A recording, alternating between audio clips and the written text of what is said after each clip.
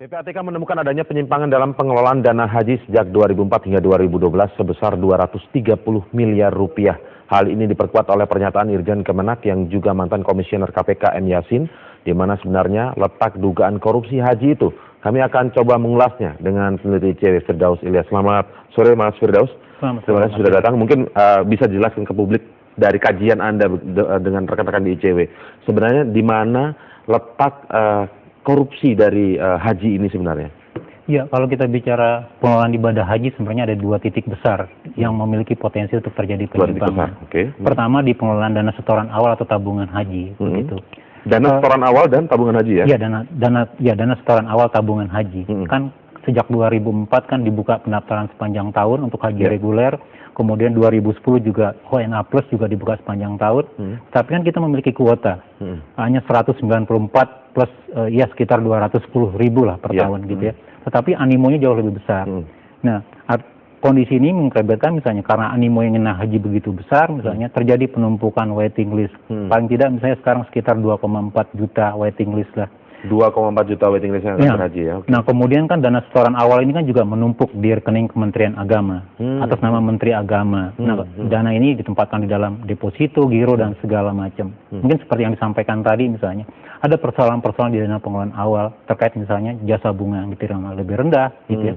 Kemudian juga potensi misalnya penggunaan dana jasa bunga itu apakah kembali ke jamaah atau untuk kepentingan pejabat atau kepanitiaan pengelolaan haji gitu.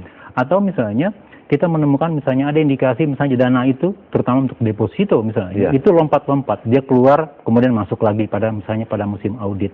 Itu paling tidak untuk di sisi pengelolaan dana tabungan awal. Baik, untuk kita berhenti sampai di situ dulu. Saya ingin saya tanyakan, awalnya tadi Anda menyebut bahwa dana setoran awal para jamaah calon haji ini yang waiting listnya sampai 2,4 juta itu menumpuk di satu rekening yang atas nama Menteri Agama. Itu sebenarnya menyalahi aturan tidak sebenarnya? Secara kelembagaan sih tidak. Asal misalnya rekening itu misalnya disampaikan kepada mendapat persetujuan dari Kementerian Keuangan. Nah, yang jadi masalah adalah misalnya di dalam pengelolaan dana tabungan awal ini tanpa pengawasan. Tanda kutip ya, pengawasannya lemah kalaupun ada. Karena apa? Ya, BPK misalnya? Ya, BPK kan setiap tahun hanya memeriksa kewajaran laporan keuangan. BPK tidak menelisik lebih jauh misalnya, apakah dana setoran awal atau tabungan atas nama Menteri Agama ini misalnya jasa bunganya optimal atau tidak, atau misalnya ditempatkan misalnya dalam 12 bulan, apakah misalnya 10 bulan, atau hanya sekedar 3 bulan misalnya, atau dana itu keluar misalnya untuk jaminan tertentu misalnya. Itu belum pernah dilakukan oleh BPK.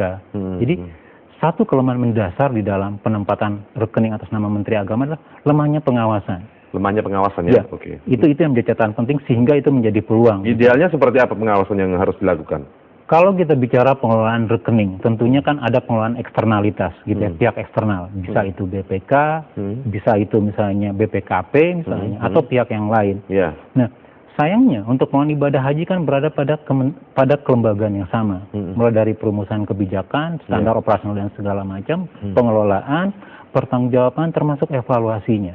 Jadi kalau kami selalu menyebutnya ini jeruk makan jeruk gitu ya. Orang yang membuat kebijakan, membuat standar dan segala macam sendiri. Dia juga yang mengelola dan mempertanggungjawabkan. Ini kan berbahaya gitu ya. Ini yang menjadi celah besar. Nampaknya itu sudah disampaikan oleh sebagian oleh PPATK. PPATK, baik. Kalau dari data yang mungkin dipunya ICW, sampai hari ini misalnya dana yang menumpuk di setoran awal itu ada berapa sih jumlahnya? Kalau kita baca misalnya sampai akhir 2013 itu hampir 62 63 mungkin atau mungkin 64 60 dan 63 ya, lebih dari 60 triliun. Itu Hmm. baru dari tabungan setoran pokoknya saja begitu. Nah, karena dia ditempatkan dalam instrumen perbankan misalnya, dia kan mendapat jasa bunga. Saya ambil contoh begini. Untuk posisi sekarang misalnya masih ada yang berada misalnya yang sudah menyetor sejak tahun 2007-2008. Artinya kan sudah 8 tahun gitu ya. Nah, pertanyaannya jasa bunganya berapa sih gitu ya? Apakah kembali kepada kepentingan jamaah atau jasa bunga ini banyak dipergunakan untuk kepentingan pejabat, kementerian ataupun juga anggota DPR misalnya. Artinya kepanitiaan. Yang ditemukan ICW seperti apa bunga ini, soal bunga?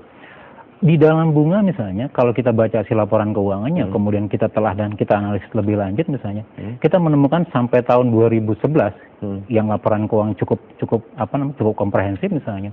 Ternyata nilai imbal jasa bunganya itu rata-rata di bawah 2%. Padahal kalau kita bicara nggak usah deposito lah ya, waktu itu misalnya 6-7% misalnya.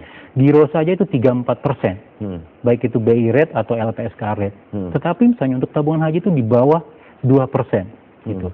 Nah, pertanyaannya, apakah karena nilai jasa bunga yang rendah ini apa karena misalnya penempatan yang cuma misalnya beberapa bulan, atau misalnya kesepakatannya rendah? Ternyata itu terkonfirmasi dengan hasil audit BPK dan juga KPK. Serendah apa sih bunga yang dinilai tidak wajar? Itu harusnya besar seberapa, tetapi yang rendahnya kemudian ditemukan kita berapa? ambil contoh misalnya untuk deposito lah. KPK menemukan misalnya ternyata jasa bunga depositonya itu lebih rendah 1 sampai hampir 2% dari BI rate atau LPSK rate. Lebih rendah dari BI rate atau apa? LPSK rate, ya, karena kan lembaga penjamin simpanan yang misalnya menjadi acuan gitu ya. Nah, karena nilainya puluhan triliun, maka secara keseluruhan itu implikasinya besar, begitu. Artinya ratusan miliar misalnya kekurangannya, begitu. Berikutnya kalau kita lihat kan juga misalnya masih dalam konteks pengelolaan awal ya. Bagaimana misalnya penetapan kurs misalnya. Karena kan untuk haji ini kan menggunakan 3 mata uang, rupiah, dolar, dan rial misalnya. Nah, Kemenak di dalam merumuskan misalnya untuk ongkos awal itu menggunakan misalnya untuk operasional di Arab Saudi. Dia menggunakan kurs yang lebih rendah. Saya ambil contoh begini. Dari dolar ke rial itu kan fixed rate, gitu ya, 3,745. Tetapi Kementerian Agama menggunakan kurs itu 3,72. Artinya jamaah membayar lebih tinggi dari seharusnya, gitu loh. Begitu juga misalnya dengan mekanisme waktu pelunasan dan segala macam. Gitu. Baik, kalau kemudian misalnya dilihat sebenarnya bunga ini ada penyelewengannya tidak penggunaannya? Kalau yang diteliti oleh ICW misalnya. Kalau penggunaan tadi bagaimana pengelolaan tabungan awal termasuk bunga. Kemudian yang jadi masalah sekarang misalnya peruntukannya. Di Undang-Undang Haji kan jelas dikatakan misalnya bahwa jamaah hanya membayar komponen biaya yang terkait dengan kegiatan dia langsung, artinya kegiatan ibadah haji. Nah, kemudian yang terkait dengan pengelolaan, persiapan, kepanitiaan, jasa penunjang itu menjadi beban APBN dan APBD. Nah, faktanya sejak 2010 ketika jasa bunga ini semakin banyak, mayoritas dari kepanitiaan, pengelolaan, termasuk juga misalnya honor-honor petugas dan termasuk pejabat, itu diambil dari jasa bunga. Dan itu menyalahi undang-undang ya? Itu menyalahi undang-undang begitu. Karena jelas di undang-undang dikatakan Undang-Undang 13 2008 bahwa itu dibebankan pada anggaran pendapatan negara, anggaran pendapatan daerah, APBN dan APBD. Konsekuensi di dalam aplikasinya misalnya terjadi juga misalnya duplikasi. Intinya untuk operasional tentang haji ini itu bagi staf-staf dari Kemenaknya itu menggunakan APBN atau APBD begitu harusnya. Bukan mengambil dari bunga setoran awal dari para calon jamaah haji ini begitu ya. Betul.